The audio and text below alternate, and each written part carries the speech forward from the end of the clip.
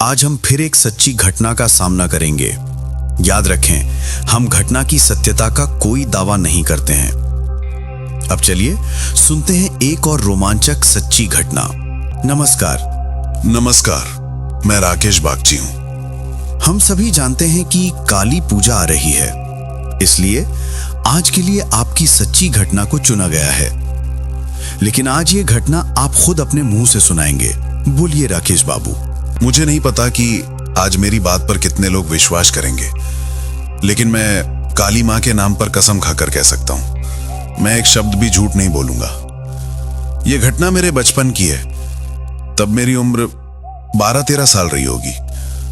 तब हम बीरभूम जिले के 5 बाड़ी गांव में रहते थे। हमारे गांव के पास ही अजय नदी थी और उसके किनारे हमारा पुराना शमशान था, जिसमें एक शमशान काली का मंदिर था। तब भी हमारे गांव में बिजली नहीं आई थी। उस समय बहुत बारिश हो रही थी। अजय नदी भयानक रूप से उफन रही थी और इसके कारण उसके किनारे ढहकर नदी में मिलते जा रहे थे। राम नाम सत्य है। एक बार कुछ लोग वहां एक शव लेकर गए, लेकिन तब तेज बारिश हो रही थी।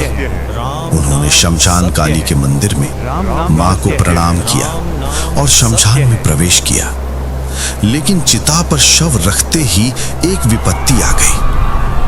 पूरी शमशान की मिट्टी कांप उठी, धरती पर दरारें पड़ने लगी, सब डरकर भागने लगे। पूरी शमशान भूमि चिता सहित ढहकर नदी में समाने लगी। लोग जान बचाकर भागने लगे। मंदिर भी टूट गया, लेकिन पूरी तरह से डूबा नहीं, उसका कुछ हिस्सा बचा रहा। जैसे तैसे सब भागकर बच गए।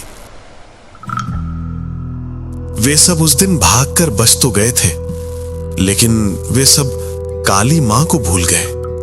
सबको लगा कि मंदिर शायद टूटकर डूब गया है, इसलिए कोई भी उस ओर नहीं गया।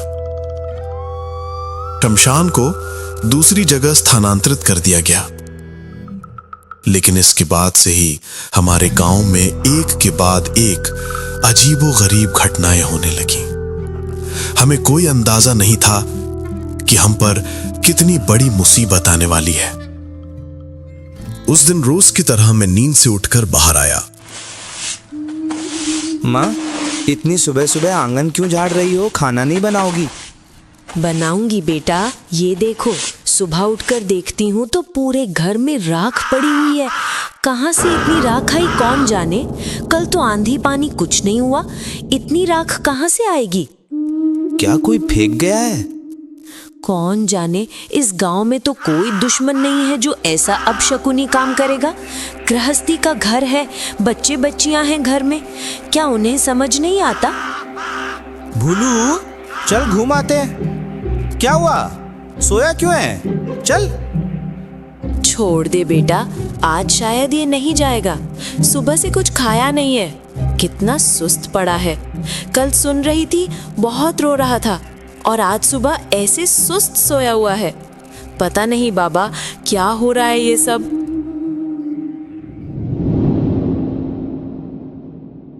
रामू, चल मैदान में चल, खेलेगा ना? मैं भी हूँ रे। अरे कालू, तू भी आया है? मैदान में चल। हे राम, ये कैसा अपशकुनी काम। मैंने अभी झाड़ू लगाया और ये क्या है? ये देखो तुम लोग, ये तो जले हुए बाल हैं। ये यहाँ कैसे आए? हमारे घर में भी आज राख गिरी थी। हाँ, हमारे घर में भी। क्या हो रहा है बताओ ना, मुझे अजीब सा डर लग रहा है। ऊपर देखो तुम लोग।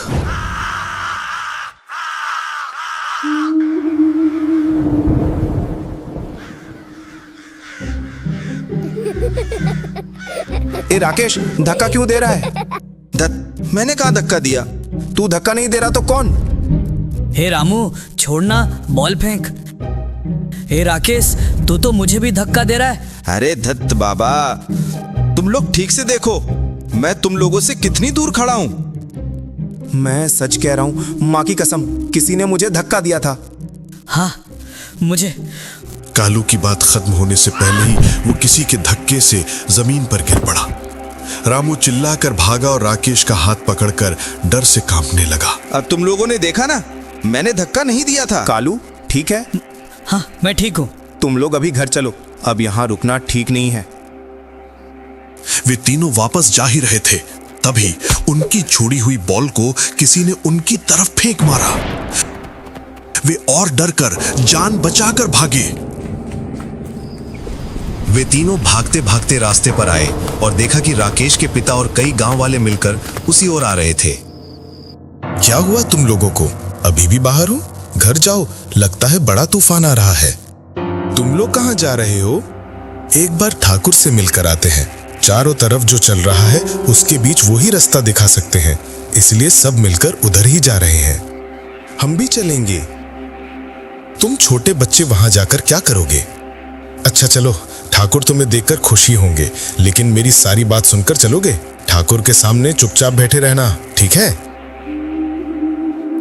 ये ठाकुर कई दिनों से हमारे गांव के सारे पूजा पाठ, क्रियाकर्म, यहां तक कि हाथ देखना या कुंडली विचार का काम करते आ रहे हैं। गांव में कोई विपत्ति आने पर वही विधान देते थे। गांव के लोग उनका बहुत सम्मान करते हैं, लेकिन तब वो लगभग बिस्तर पर ही थे। हाथ पांव सब लकवे से ग्रस्त थे, वो हिल नहीं पाते थे। उनका बेटा और बहू ही उनकी देखभाल करते थे। जब हम पहुंचे, बाहर मूसलाधार बारिश शुरू हो चुकी थी। ठाकुर, हमारे गांव पर यह कैसी विपत्ति आई है? एक के बाद एक बुरे लक्षण। अभी भी आपके घर के बाहर हजारों कौवे बैठे हैं। हवा में मुर्दा जलाने की गंध है। ये सब मैंने पहले कभी नहीं देखा। और हमारे सबके घरों में आज क्या क्या हुआ, वो सब तो आपने सुना ही है। अब आप इसका कोई समाधान कीजिए। मैं और क्या समाधान करूंगा? अगर माँ हमें क्षमा नहीं करेंगी तो हमें और कोई नहीं बचा पाएगा। सब एक एक करके खत्म हो जाएगा। क्या कह रहे हैं ठाकुर? मैं सच कह रहा हूँ। मैंने सपने में देखा था, एक चिता की राख पर माँ कराल बदना लोल जिह्वा के साथ खड़ी है। उनके पूरे शरीर से अग्नि जैसा तेज निकल रहा है। उस ताप से मेरे शरीर की त्वचा जलने लगी। धीरे धीरे माँ के पैरों के पास से गर्म जलती हुई राख उड़कर मेरे शरीर पर गिरने लगी। मेरी त्वचा जलने लगी और माँ हा हा हा करके हंसने लगी। सुबह उठकर देखा, मैं अपनी जगह पर सोया हुआ हूँ और देखो, मेरे पैरों के तलवों पर देखो, अभी भी राख लगी है।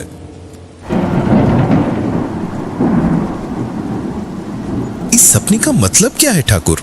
क्या माँ किसी कारण से क्रोधित हुई हैं? जब पुराना शमशान नदी के गर्भ में चला गया, किसी ने नहीं देखा कि माँ अभी भी वहां मौजूद हैं। उन्हें वहीं छोड़कर सब चले आए। वो परित्यक्त रह गईं। इसी कारण इस गांव पर इतनी बड़ी विपत्ति आई है। उस मूर्ति को फिर से निकालकर स्थापित करने से ही इस विपत्ति से मुक्ति मिलेगी, नहीं तो पूरा गांव धीरे धीरे खत्म हो जाएगा। तो फिर देर क्यों? उस मूर्ति को लाने का इंतजाम कल ही किया जाए। हम सब मिलकर जाएंगे वो मूर्ति लाने। नहीं, तुम लोग जाओगे तो वो मूर्ति तुम्हें मिलेगी ही नहीं। तो फिर कौन जाएगा ठाकुर मशाए? राकेश। मैं? हाँ, माँ केवल तुम्हें ही दर्शन देगी। विश्वास रखो, माँ के आशीर्वाद से तुम्हें कोई विपत्ति नहीं होगी।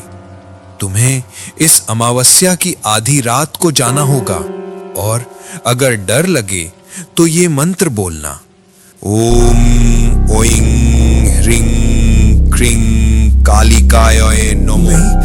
मुझे क्षमा करें ठाकुर, ये मेरा इकलौता बेटा है। मैं इसे बलि के बकरे की तरह उस खतरे में नहीं भेज सकता। इसके बदले मैं जाऊंगा। अगर तुम्हारे जाने से हो जाता तो क्या मैं इस फूल जैसे बच्चे से कहता? महामाया महामाई है, उनके खेल को समझना किसकी हिम्मत।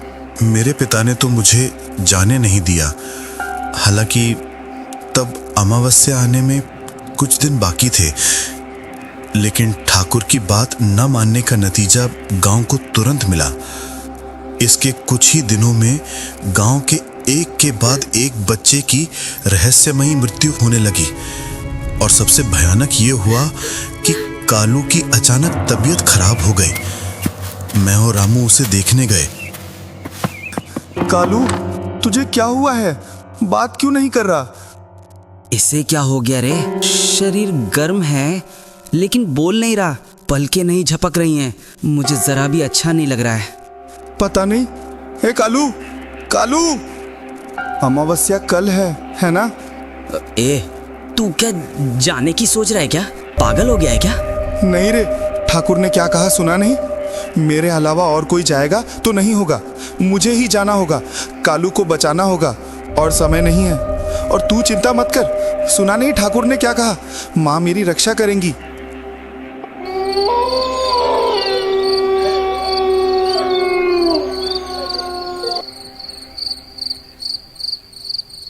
अमावस्या की रात झींगुरों की आवाज आ रही है। राकेश हाथ में एक लालटेन लिए अंधेरी सड़क पर खड़ा है। दूर जंगल, हल्की धुंध से ढकी सड़क। राकेश एक कदम आगे बढ़ा, तभी एक रात का पक्षी बहुत कर्कश आवाज में चिल्लाया। राकेश पूरी तरह चौंक उठा। अचानक पीछे से एक और व्यक्ति चिल्लाया। क्या हुआ? तू यहाँ? मैं तुझे अकेला जाने नहीं दूंगा। कालू मेरा भी दोस्त है, बोल। डरेगा तो नहीं? डर तो मुझे अभी लग रहा है, लेकिन इसका मतलब ये नहीं कि मैं तुझे अकेला छोड़ दूं। पुराने शमशान जाने का रास्ता बिल्कुल जनशून्य था। हम एक लालटेन लेकर धीरे धीरे आगे बढ़ रहे थे। हमें बहुत ठंड लग रही थी। बरसात के मौसम में इतनी ठंड पहले कभी नहीं लगी थी। हमें नहीं पता था कि जिस रास्ते पर हम चल रहे हैं उसमें क्या क्या खतरे छिपे हैं। थोड़ी दूर जाने पर एक खाली मैदान मिला। वहां अंधेरे में दो अजीब दिखने वाले लोग खड़े थे। मैं उन्हें देखकर चौंक गया। ऐसी खाली सुनसान जगह पर ये क्या कर रहे हैं? उन लोगों ने भी हमारी तरफ देखा।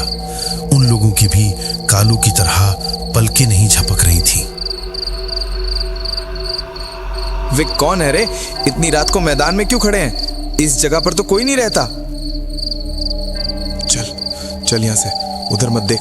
और कुछ कदम आगे बढ़ने पर हमारे पीछे किसी के चलने की आवाज आई। रामू घूमकर देखने जा रहा था, लेकिन मैंने उसे डांट कर कहा, क्या कर रहा है? बिल्कुल पीछे मुड़कर मत देखना।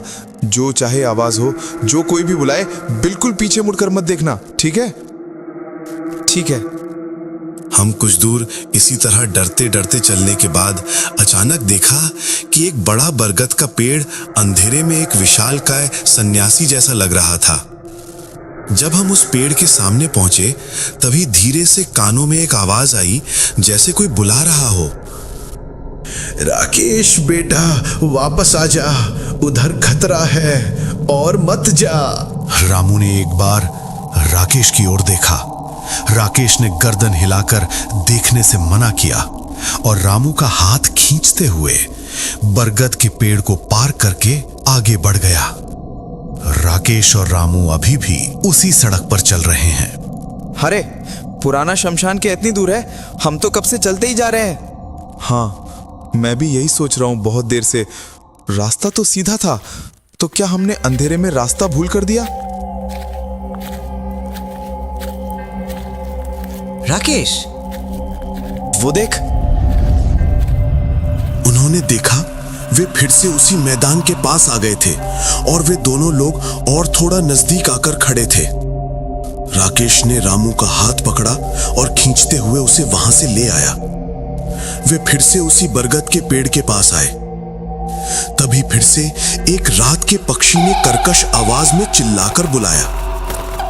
रामू चौंक उठा और उन्होंने सुना, रामू, मेरे पास आ। देख, मैं तेरे लिए आई हूँ। चल मेरे साथ वापस चल। रामू, वह तेरी माँ नहीं है, रो मत। चल। उफ, मैं अब और नहीं चल सकता। बहुत देर से बस चलते ही जा रहे हैं, चलते ही जा रहे हैं। अब थोड़ा रुक। तू देख नहीं रहा हमारे साथ क्या हो रहा है? उन्होंने हमें चारों तरफ से घेर लिया है। अब रुकना चलेगा क्या? किसी भी पल वे जो चाहे कर सकते हैं। तू किसकी बात कर रहा है रे? मुझे नहीं पता वो कौन है, बस इतना जानता हूं कि अगर हम रुके तो हमारा भला नहीं होगा। वे कुछ देर फिर चले। फिर से वे उसी मैदान के पास आए। इस बार वे लोग बिल्कुल सड़क के किनारे खड़े थे। वो हम फिर से उसी मैदान के पास आ गए हैं। उनकी तरफ मत देख, चुपचाप चल। और कितनी देर तक हम इसी तरह घूमते रहेंगे? हम कभी वहां पहुंच नहीं पाएंगे। वे हमें पहुंचने नहीं देंगे। लेकिन अब यहाँ से हमारे लिए वापस लौटने का भी कोई रास्ता नहीं है। मतलब क्या हम पूरी जिंदगी इसी सड़क पर घूमते रहेंगे क्या? पता नहीं। इतनी देर में वे फिर से उसी बरगद के पेड़ के पास आ गए थे। इस बार उन्होंने सुना, तुम लोग किसके लिए इस जगह पर जा रहे हो? तुम सोच रहे हो मुझे बचाओगे, लेकिन तुम जानते नहीं हो मैं अब और नहीं हूँ रे। मैं तुम लोगों को छोड़कर बहुत पहले ही चला गया हूँ। सुन मत चल। अगर वो सचमुच चला गया हो तो? चुप, ये सब कालू नहीं कह रहा है। वो कालू नहीं है। रामू, एक बार मेरे पास आ, मुझे और किसी दिन नहीं देख पाएगा। रामू खुद को और रोक नहीं पाया। वो घूमकर पीछे देखता है। उसने देखा कि कई काली परछाइयां बिल्कुल उनके पीछे खड़ी थीं। उनकी आंखें लाल आग जैसी थीं और उनका कोई आकार नहीं था, बस काली परछाइयां। वे धीरे धीरे आकार में बड़ी होने लगी। धीरे धीरे वे इतनी बड़ी हो गई कि आसमान छू लिया लगभग। रामू खुद को और संभाल नहीं पाया। रोते रोते बेहोश होकर गिर पड़ा। ए रामू, क्या हुआ? उठ रामू। अब मैं क्या करूं? अब मुझे सचमुच डर लग रहा है। अब क्या करूं मैं? ओह, याद आया।